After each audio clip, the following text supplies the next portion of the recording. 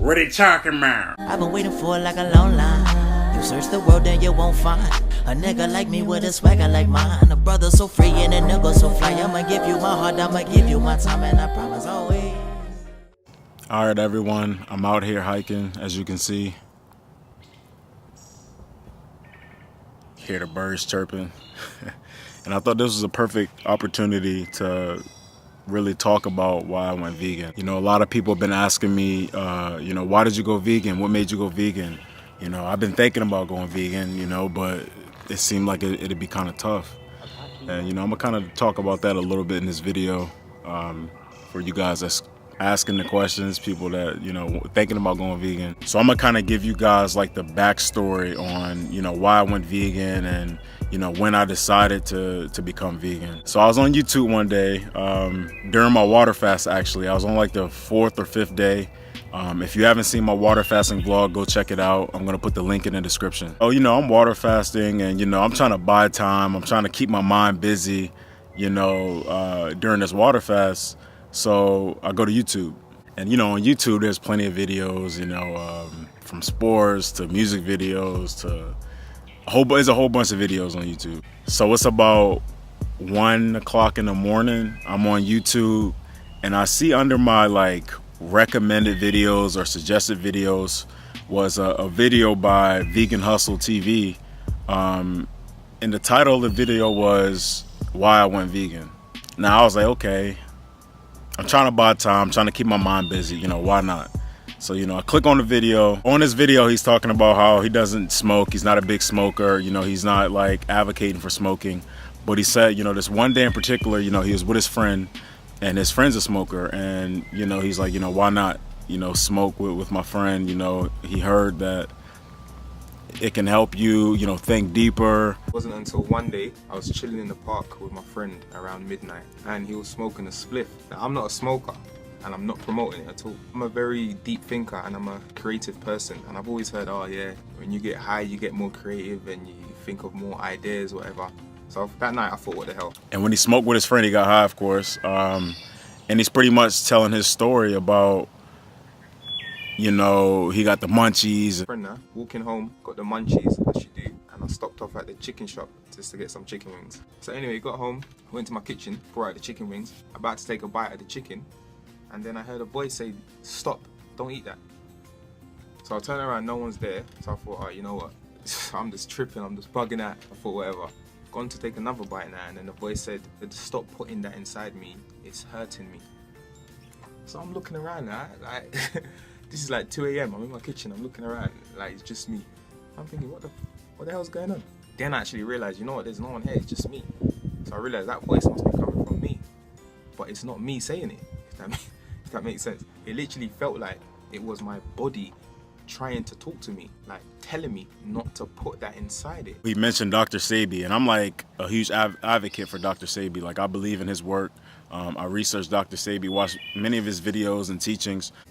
So anyway, later that evening, I went online and I just went on Google and I just started researching, like, why do we eat eggs? Why do we eat meat? I just started, like, these are questions I've never actually asked. I've never actually questioned why I eat what I eat. After doing a bit of research, I come across a man named Dr. Sebi. Now he's a guy from Honduras, and he claims to be a healer of all diseases, okay?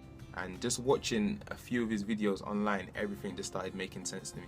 He talks about how the human body is an alkaline environment, and all we do is just feed it with acidic foods. But in his video, he mentioned this documentary called Earthlings, right? And he was like, you know, if you're thinking about going vegan, or even if you're not vegan, I think everyone should watch this video. Now, Earthlings documentary blew my mind completely. Like, it was very, very hard to watch. I will say that. I never seen a slaughterhouse before. I knew animals got killed, of course, for us to eat, but I never knew how severe it was. You know, the cows were getting dehorned, you know, without anesthetics. Dehorning usually follows, never with anesthetic, but rather a large pair of pliers.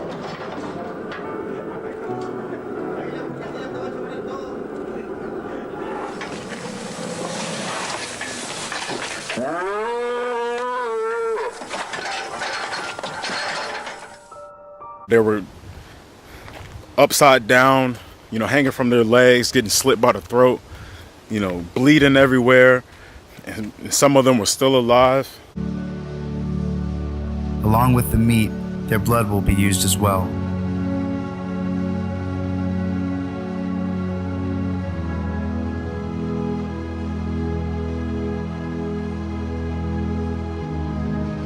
Though the animal has received a captive bolt to the head, which is supposed to have rendered him or her senseless, as you can see, the animal is still conscious.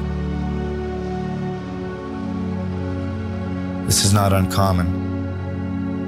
Sometimes they are still alive even after they have been bled and are well on their way down the assembly line to be butchered. They were branding the cows. For beef, the animals are all branded. In this instance, on the face. And then, you know, what they did to the pigs, you know, the piglets, when they're born, you know, they cut their tail off, and you can hear the pig squealing, the piglet squealing. Man. Derived from the lack of space and stressful living conditions, so as to keep pigs from biting each other's tails off.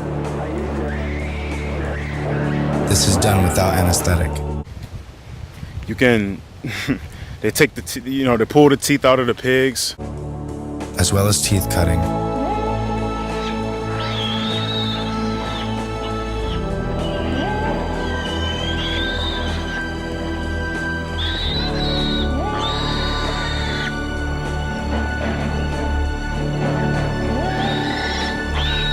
All right, guys, I had to move spots for lighting purposes. Oh man, here we go. Still a pretty good view back there, man. So I saw, you know, how bad it was, what they were doing to the cows, what they were doing to the pigs, what they're doing to the chickens. And that alone like made me like second guess my lifestyle. That didn't make me go vegan just yet, but it made me second guess, like, man, I'm really eating this stuff. You know, all the stress that cow is feeling, all that pain that the pig is feeling. When we eat those animals, like, that's going to us too. You know, all that pain and stress, like, we're eating that, we're consuming that stress and that pain that came with those animals. So after I watched that documentary, you know, I started questioning, like, man, is the vegan lifestyle something like I should do? Like, and I started doing more research. Like, man, like, this documentary made me think a lot about eating meats and dairy products, but it didn't fully convince me. I didn't fully get convinced until I was on Netflix and I stumbled across a documentary called What the Health.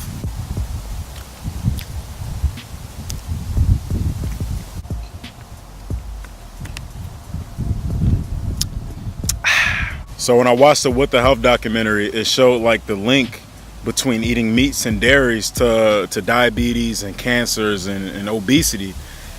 And it gave, you know, it gave actual numbers and percentages of actual research that's been done, you know, and he's actually talking to like real doctors and like getting their take on it. And when I seen the documentary What the Health, man, I knew that being a vegan was best for me. And I knew that I had to make a change. When I saw Earthlings documentary, it made me feel for the animals. Like, I was like, man, that's crazy. Like,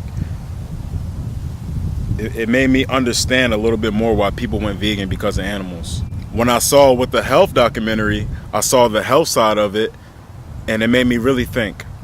Like, I really got into a deep thought process when I saw What the Health. I started thinking, I said, you know what?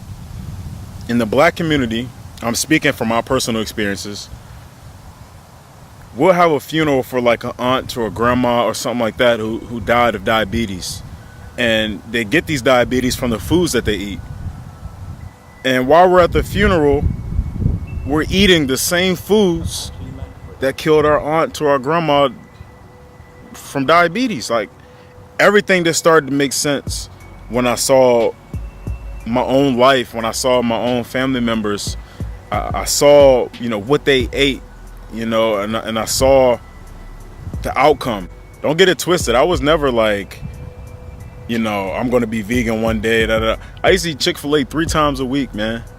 And now I don't even want to look at a chicken sandwich, man. Like, Yeah, it could taste good. Yeah, but is taste more important than your health? That's the question you need to ask yourself. Is taste more important than my health? And I've been vegan for about almost 2 months now, and I haven't felt better in my whole entire life. You know, before I went vegan, I used to wake up with mucus in my throat all the time, and you know, now that when I wake up, it's clear. You know what I'm saying? I don't have mucus in my throat. I haven't been sick yet. You know, my recovery time from the gym is a lot better.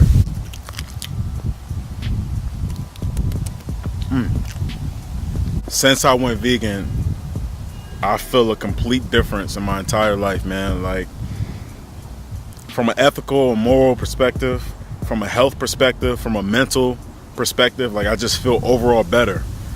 And it's like one of those things where you want to tell everybody. You want everyone to experience how you feel, experience your energy levels, experience your viewpoint, your perspective of life now. And, you know, I think the message is clear to me is we should be vegan.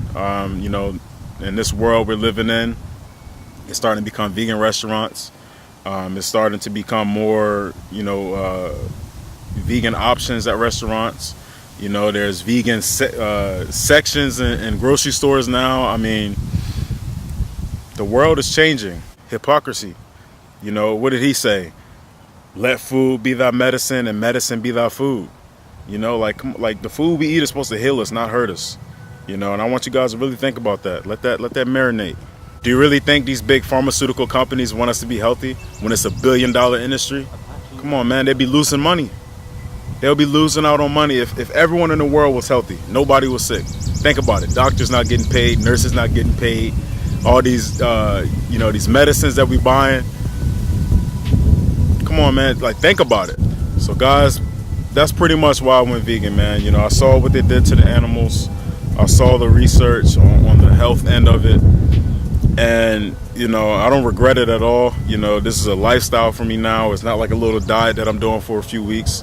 Like, I plan on doing this for the rest of my life, man, because this past almost 2 months have been, I haven't been sick, man. Like, I feel great, you know, and I can't wait to see my year transformation, my year results from this. Oh yeah, and be looking out for my full day of eating videos. I'm going to be showing you guys pretty much what I'm eating the whole day.